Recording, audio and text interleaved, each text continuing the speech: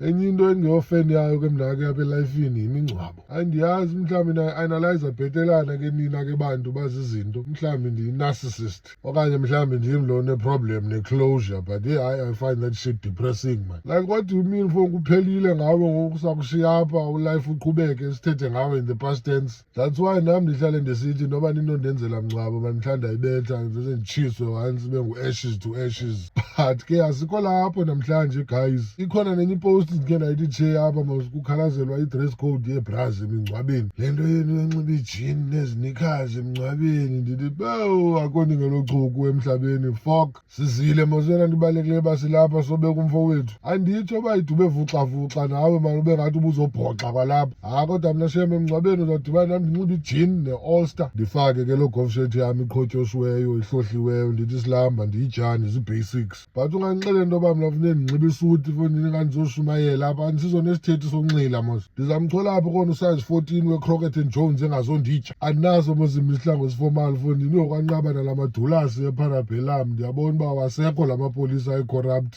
But ke asikho lapho namhlanje guys.